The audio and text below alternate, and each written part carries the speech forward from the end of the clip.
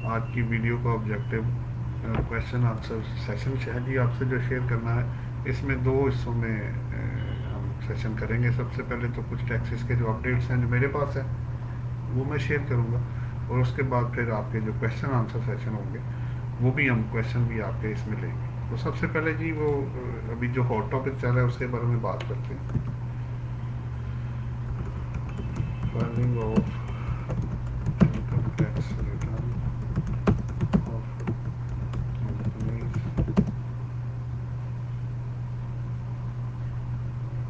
For the tax year 2020। सबसे पहले जी ये 2020 की इनकम टैक्स रिटर्न के बारे में बात कर लेते हैं। इसमें इशू ये आ रहा है कि अभी लास्ट डेट चुकी है, तो जनरली ये प्रैक्टिस ये है कि जनरली एफपीआर इसको एक्सटेंड नहीं करता। अगर आपके पास इंफॉर्मेशन मुकम्मल है और आप इसको फाइल कर सकते हैं तो ज़रूर फाइल करें। लेकिन अगर आपको ये लगता है कि इंफॉर्मेशन मुकम्मल नहीं है या उससे कोई मसला क्रिएट हो सकता है तो फिर आप बेहतर है कि इसकी एक्सटेंशन के लिए आप अप्लाई कर दें, ज़्यादा बेहतर हो जाएगा। जी जनाब, 119 सेक्शन है जिसके अंदर जाके आप रीज़नेबल कॉज शो करके तो उसकी एक्सटेंशन का टाइम अवेल कर सकते हैं। नंबर 2 अब जी मेरे पास जो है वो मैं आपसे बात करनी है वो मेरे अपडेट्स हैं।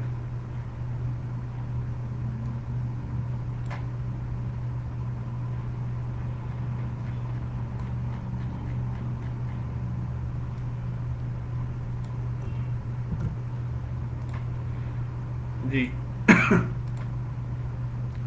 ये नेक्स्ट है जी लोगों की बार्स की और चैम्बर की रिक्वेस्ट पे एफपीआर ने जी ऑलरेडी आपको पता है 31 मार्च डेट कर दी है for tax to to update the profile of the tax payer. तो 31 मार्च 2021 तक जो है वो टाइम अवेलेबल है जी। ये नंबर 1 जो आया जी। अब नेक्स्ट में आगे की तरफ चल रहा हूँ।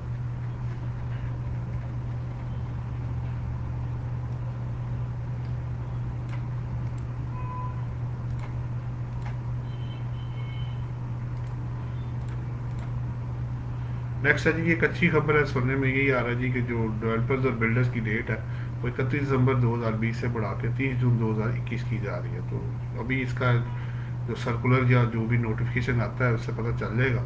उम्मीद है कि सर्कुलर में डेट इसकी एक्सटेंड कर दी जाएगी जी। इससे काफ़ी जो एफबीआर को भी और स्टेट को भी और प्लस लोगों को भी फ़ायदा होगा।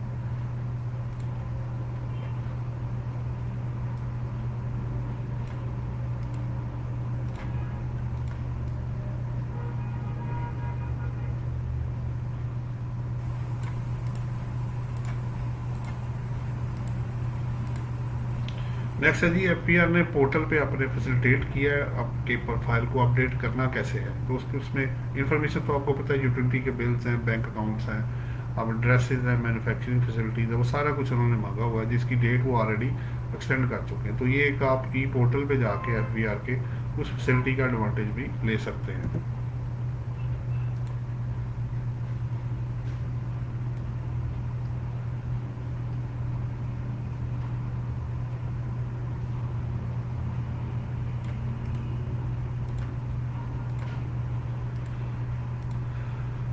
ये नेक्स्ट बड़ा इंपॉर्टेंट है जी। इसके अंदर एफपीआर ने इकोनॉमिक कोऑर्डिनेशन कमेटी ने बेसिकली मिनिस्ट्री ऑफ फाइनेंस और एफबीआर को ये कहा है कि आप एक्सपोर्ट जो ओरिएंटेड सेक्टर्स हैं उनको जो गैस और एलपीजी और जो जो बिजली के टैरिफ है ना वो रिड्यूस रेट पे देंगे, लेकिन उसके लिए सब्जेक्ट टू प्री कंडीशन है वो मेट करनी होंगी, रजिस्ट्रेशन करवानी पड़ेगी, और प्लस उसके अंदर जो एसोसिएशन के थ्रू एप्लीकेशन लोग देंगे, प्रेमिसेस विजिट होंगे, वो सारा कुछ वेरिफिकेशन का तरीका उन्होंने इसके अंदर और डॉक्यूमेंटेशन करने का तरीका इसके अंदर लिखा हुआ है।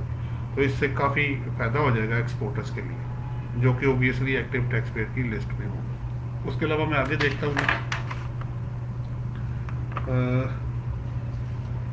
तो उस पर ओबियसली वो टैरिफ रेट जो हो गया एज़ कम्पेयर टू इंडस्ट्रियल या कमर्शियल दूसरों के वो रिड्यूस वाले एक्सपोर्ट्स को बूस्ट अप करने के लिए जी। नेक्स्ट मेरा पॉइंट, अच्छा जी बिलाल मजीद ने ज्वाइन किया, वो कह रहे हैं अस्सलाम वालेकुम। वालेकुम सलाम। Can we register sole partnership on a residential address? Bilal साहब बिल्कुल कर सकते हैं आप, कोई इशू नहीं है इसके अंदर। अगर आप इसको एड्रेस जो है उसका रेंट डीड या उसकी टाइटल दे देंगे तो आपकी रजिस्ट्रेशन उस पर कर दी जाएगी, इसमें कोई इशू नहीं है, आप कर सकते हैं। जितने लोग घर से काम शुरू करते हैं वो घर का एड्रेस उसका दे सकते हैं। अगर कोई बिजनेस प्रेमिसेस आप फैक्ट्री के अलावा अगर होगा तब की बात हो रही है। अदरवाइज अगर आपकी फैक्ट्री होगी तो फिर आपको ऑब्वियसली को रजिस्टर्ड एड्रेस प्रॉपर जो है वो देना पड़ेगा, जहाँ मैन्युफैक्चरिंग फैसिलिटी होगी वहीं पे जो कि उसकी असेसमेंट होनी है। हेड ऑफिस तो कहीं भी बनाया जा सकता है, वो भी आपके घर का एड्रेस हो सकता है जनाब। जी जनाब, बिलाल मजीद साहब आपको जवाब मिल गया हो तो इसको ओके कर दीजिएगा। मैं आगे देखता हूँ जी। मेरा आज का एक मजीद जो टॉपिक था जी, पांचवा है वो एक्सपोर्ट से रिलेटेड है।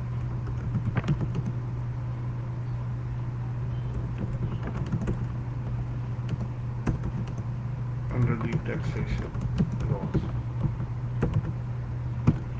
जी, ये बेसिकली 154 सेक्शन है जी, जो रिलेट करता है एक्सपोर्ट, डायरेक्ट एक्सपोर्ट है, इनडायरेक्ट एक्सपोर्ट है, इसमें इंडेंटिंग कमीशन भी एक्सपोर्ट की वो भी शामिल है।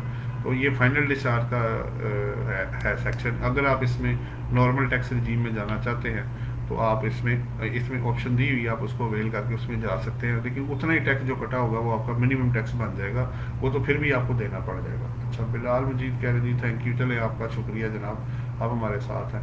तो एक्सपोर्ट्स में स्टैंडर्ड रेट अगर एग्जम्पशन नहीं है तो 1% है, या कोई जो रिड्यूस रेट है वो भी हो सकता है। इट ऑल डिपेंड्स कि आप कहाँ फॉल करते हैं। दूसरी बात यह है कि 5% भी है इसके अंदर अगर आप इंडेंटिंग कमीशन लेते हैं। फिर इसके बाद जो आप लोकल सेल करते हैं, अगर वो आपकी टोटल प्रोडक्शन के 20% के अंदर है तो आप उसको भी आप ऑप्शन अवेल करके तो उस पर भी 1% टैक्स पे करके इनकम टैक्स में इसको एक्सपोर्ट सेल ट्रीट करवा सकते हैं। इसी तरह अगर आपकी जो 95% एक्सपोर्ट है और 5% मैन्युफैक्चरर के लिए अगर आप लोकल भी कर रहे हैं तो उसमें भी आप लोकल सेल में ऑप्शन अवेल कर सकते हैं। तो ये तो प्लस इसके साथ 45 एक क्लॉज है जो सेकंड शेड्यूल पार्ट 4 का मेरा ख्याल है, उसमें चेक कर लीजिए 1 या 4 का 45 एक क्लॉज है, जिसके मुताबिक जो एक्सपोर्टर होते हैं जब वो किसी चीज़ की परचेज करते हैं तो उसमें विथहोल्डिंग टैक्स की प्रोविजन अप्लाई नहीं की जाती, यानी वो दूसरों का टैक्स फिर काटे बगैर उसकी पेमेंट करेंगे। अब इसके अंदर एक 153 के अंदर एक 3 भी है जो वो ये कहता है कि अगर स्टिचिंग, डाइंग और प्रिंटिंग एक्सपोर्ट और एक्सपोर्ट हाउस को सर्विसेज जो रेंडर की जाएंगी उस पर रिड्यूस रेट चार्ज किया जाएगा, जो कि उन लोगों के लिए फाइनल टैक्स बन जाएगा। अबू बकर सानी हमारे साथ हैं, वो कह रहे हैं I and my brother had a registered private limited, I am filer but my brother is not, is it mandatory to him to file as we are going to start our business. देखिए अबू बकर सानी, बात ये हो रही है कि अगर आप वो अगर आपके साथ डायरेक्टर हैं तो डायरेक्टर्स की रिटर्न वहीं फाइल होएगी जहाँ पे कंपनी की फाइल होएगी। तो बेहतर यही है कि आप उनको भी अपने साथ ATL की लिस्ट में लेकर आएँ, ताकि आप लोगों को कल को कोई परेशानी ना हो। क्योंकि अगर आपने कल को कोई ट्रांजैक्शन करनी है तो डायरेक्टर्स का भी और नोटिस आपको इशू होगा, फिर उस वक्त फिर आपको परेशानी होगी। तो अबू बकर सानी, अगर आपको जवाब मिल गया हो तो इसको ओके कर दीजिएगा जी। मैं आगे एक्सपोर्ट की बात कर रहा था, डायरेक्ट एक्सपोर्ट और इनडायरेक्ट एक्सपोर्ट। इनडायरेक्ट एक्सपोर्ट में लॉ ये कहता है कि अगर आपने बैक टू बैक LC का कॉन्सेप्ट है, लोकल LC खोली हुई चीज़ को आगे एक्सपोर्टर एक्सपोर्ट कर रहा है तो उसमें भी आप 1% का बेनिफिट ले सकते हैं। वहाँ भी बैंक आपको 1% टैक्स काट के तो फिर आपकी पेमेंट रिलीज की जाएगी। जी जनाब, इसके अलावा कमीशन का भी मैंने बता दिया, 45A का भी बता दिया। इसके अलावा एक 384 SRO है, उसके अंदर ये बताया गया अगर ट्रेड भी बंदा कर रहा होगा, अगर ट्रेडर को भी आप सप्लाई करेंगे, अगर एक्सपोर्टर है तो आप मैन्युफैक्चरर नहीं है, आप एक ऐसे एक्सपोर्टर को चीज़ें दे रहे हैं जो कि परचेज करके एज इट इज एक्सपोर्ट करेगा, तो वहाँ भी जो होगा ये फैसिलिटी आप अवेल कर सकते हैं। लेकिन ओबियसली कि खाली वर्बल नहीं होगा, आपका standard purchase order, back to back LC या जो अरेंजमेंट आपको FBR कहेगा तो आपको यूज़ करना पड़ेगा, तब आप इसमें आ सकते हैं। जी अबू बकर सानी ने कहा था जी थैंक्स, आपका शुक्रिया जनाब जी।